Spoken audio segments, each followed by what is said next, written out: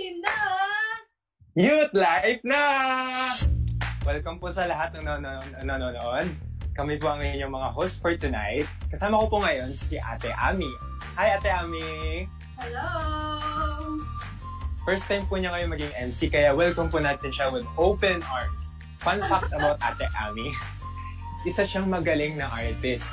At magaling siya sa kahit anong medium ng art. Yeah, thank you, Ice. Hello guys, welcome to our 7:30 Youth Live and keep tagging your friends sa ating comment section down below. So, salamat Ice, dahil nabanggit mo yung tungkol sa pagiging artistic ko. So, kapag nag-hit natin ang 60 viewers for tonight, tayo ay bumibigay ng free caricature for 3 persons. Woo! Yun ba yung sa teaser, Ate Ami? Yes, yun yung nasa teaser. Ang galing nun, ah. Ikaw pala gumawa nun. Yes. So, sa ating 22 viewers, guys, keep liking, keep tagging. Para maabot din natin yung goal natin na 60 viewers at panalunan natin yung caricature ni Ate Ami. Woo! Ganda nun. Guys, pwede niyo siyang mahintay or send sa amin sa Youth Life page kung sino man ang mananalo. So, ayan.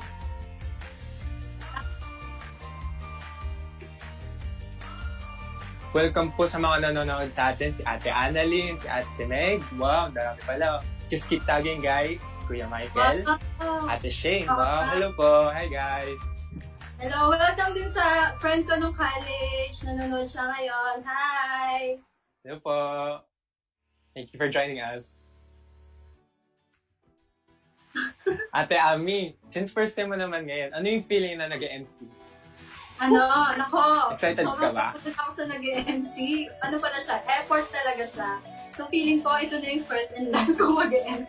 Wow, don't say that. Siyempre may plano pa rin tayo na ipa-MC si Ate Ami. Guys, comment nyo lang kung gusto nyo mag-MC ulit si Ate Ami. Lalo na may challenge tayo ngayon at may prize na caricature. Baka mamaya, yung challenge natin is portrait na talaga. Wow. Whole body portrait. 4 inches. Yan. Ang dami na nag-like and comment. Sabi ni Ate Meg, 70 viewers po ba sasayaw kayo? Siyempre, lalo na si Ate Meg, di lang yan magaling mag-drawing, mas magaling pa yan sumayaw. Sige. Pag-usapan natin. Wow, nag-comment dito siya. Walang si TikTok pa yan, si Ate Ami. Yes. Sabi niya, ang ganda ni Ate Ami. Wow, thank you po. Salamat po sa nag-reban.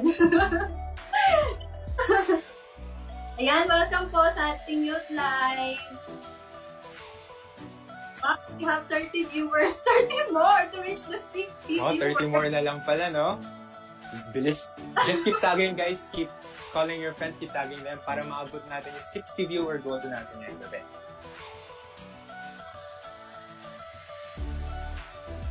Okay, Ice, anong gagawin mo pag ikaw yung nanalo ng portrait? Ipapa-frame ko yun dito. Ipapa-frame mo? Sige. Ipapa-frame ko dito sa... Mananalo, no? Kung sino yung tatlong mananalo na yun. So, antayin natin sa dulo ng live na to, malalaman natin kung sino yung mananalo ng caricature for tonight. Ate Ami, Yes, alam mo ba Ice. kung ano meron ngayong araw na to? Merong Youth Live. Di lang yan, Ate Ami. Ano na bang meron? Alam mo ba na today ay World Emoji Day? Wow. Wow, really? World Emoji Day. Alam mo ba, Youth? Alam mo ba, Ice? Sa ano ka lang, no? Kasi parang ako din, may emoji akong tao eh. Usually, hindi na ako nagka-type ng mga words. More on emoji na lang siya. So, kaya guys, comment nyo yung mga most used or recently nyo na nagamit na emoji sa ating comment section below. So, Ice, ikaw, ano ba yung mga favorite emoji mo or yung usual emoji mo na nagagamit?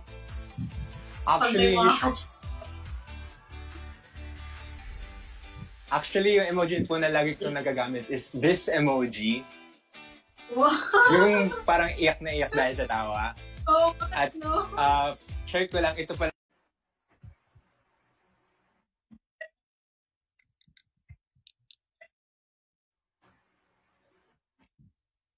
And we're back! Once again. Hello po. We're back.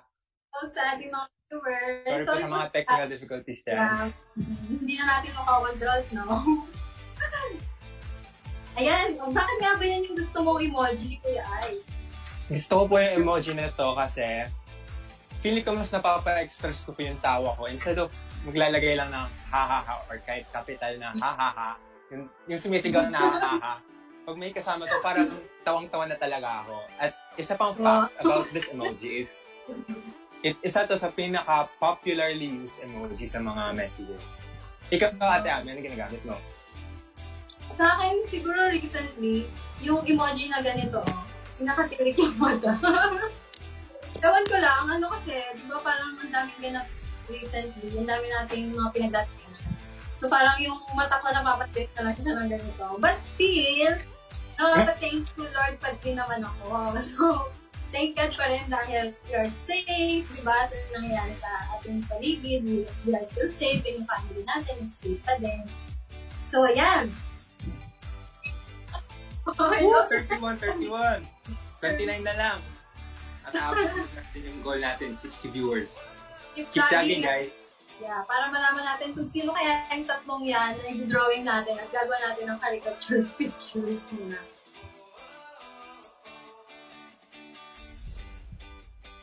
Just keep commenting, guys.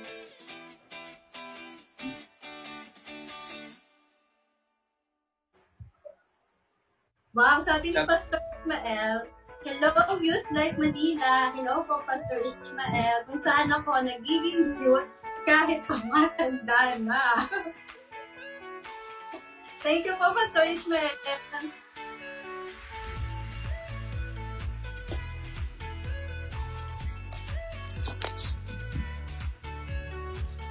Sabi ni Ate Meg, gusto niya yung emoji na may parang curved eyes, tapos yung kita yung ngipin ng ngiti. This is my favorite para labas yung dimple ko pag umingiti. Wow!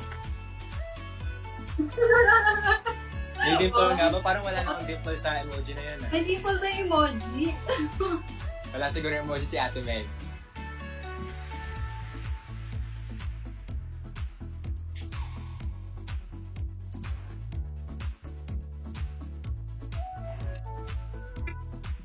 Wow!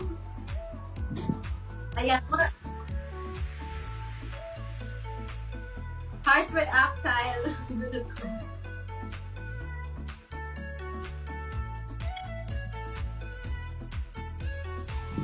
Sabi ni Leon Ren Lopez, hello po from LC Kapas. Hello po from LC Kapas. Hi, LC Kapas. Tag din po kayo para masala niyo po sila sa challenge. Thank you po for watching. Tag your mga kabarkada so we can see kung sino yung pwedeng manalo ng free caricatures for tonight. Sabi ni Kuya Maya, gusto niya yung emoji na may halo. Good boy daw po kasi. Wow, parang hirap ng paniwalaan niya. Ayan, meron naman sabi dito ni Ate Shay Hirish. Naglagay siya ng mga emoji na may heart na pink. Tapos merong, nag-hi ba to, Ate Shay? Tapos merong cup or may sipon. Naku, be careful, guys. So, ayan. Lalo na ngayon, mas madaling magkasakit. Oo nga, be careful. Kailangan talaga ng rest, physical rest din talaga. Strengthening our body para hindi tayo magkakuha ng any germs or any virus. Yes.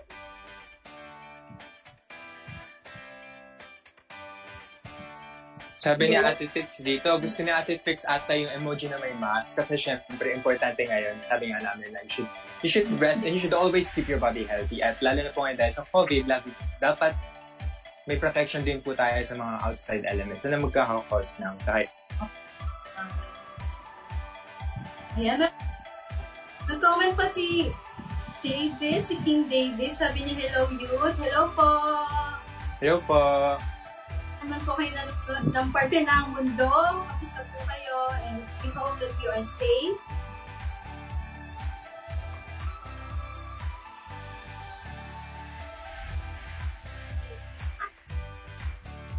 Hello po, Linjo. Welcome to Youth Live. Hope that you'll stay with us and that you'll keep joining us and para makonect po kayo sa church natin. Yan.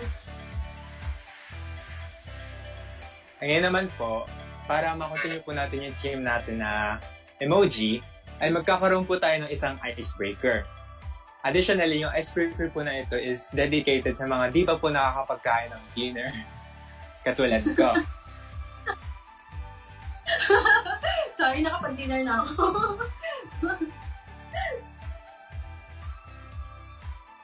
Ayan, so kapag nanalo tayo dito sa ating pa-icebreaker, meron po tayong mapapanalo na 50 pesos loan. So, ng 50 pesos loan. So, ayan, kung alam niyo yung sagot, keep commenting sa ating comment section, guys. So, ang ating mechanics for tonight is, syempre, tungkol sa World Emoji Day.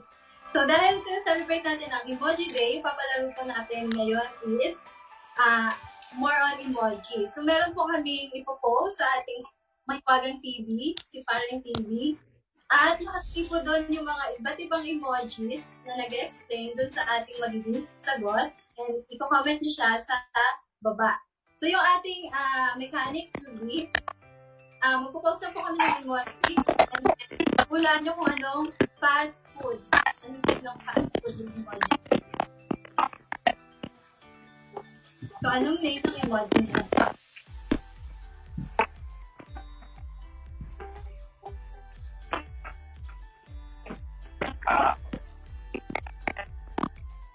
Sige, comment nyo lang po ang mga favorite emoji nyo. So, welcome po sa ating 40 viewers. Wow, 40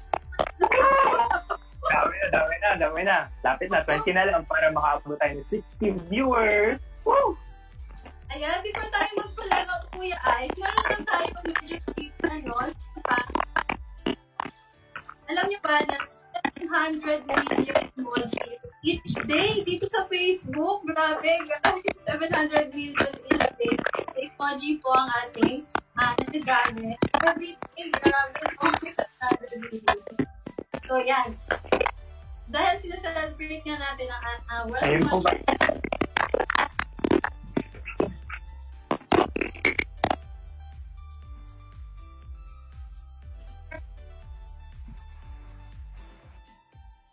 Ayan.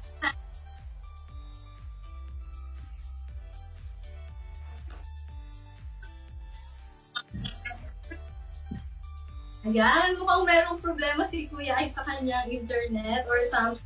Kaya mo yan, Kuya Ice. We're going to wait for you. So, magbibigay lang ako ng mga more on trivia muna dahil inaayos pa ni Kuya Ice ang kanyang internet. So, meron pang other facts sa ating emoji day. Alam niyo ba na ang emoji word or P ay galing siya sa Japanese word na P means picture and then emoji means character. Grabe, no? Wala pala siyang connection dun sa English word na emotional emoticon. Kasi inisip ko rin siya siguro emoji, more on emotion. But hindi pala siya, more on picture pala siya. So ginagawa siya ng mga Japanese kasi siguro tamad na rin maglalagay ng mga chats lang na words. So yan, Kuya Alex, okay ka na ba? Pwede na natin i-share or explain sa kanila yung selection natin, mga winners and prizes.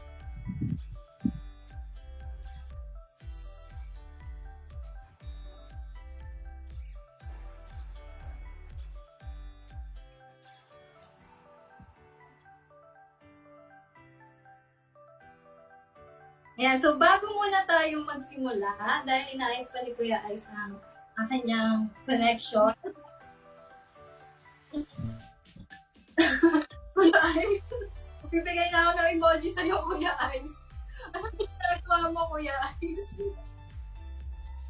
Kaya mo yan, Kuya Ice. Naku, Kuya Ice. Hindi natin control to, Kuya Ice, pero kaya mo yan. So, welcome po sa ating 41 viewers. Thank you po sa mga nag-tune in ngayong gabi. So guys, alam ba na kapag nag-hit natin ng 60 viewers for tonight, meron tayong, mamimili po kami ng 3 winners na pwede nating i-drawing and i-share namin sa inyo via, dahil hindi tayo pwede mag-hit. Yeah. So, syempre, isasend nyo sa amin yung picture nyo and then i-drawing namin and then pwede nating lagyan na maybe Superman or nakatawan. So, yan.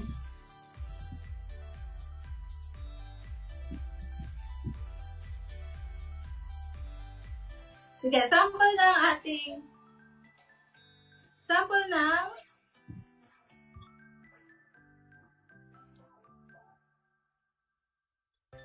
okay, papakita ng Magic TV ang ating sample sa ating icebreaker.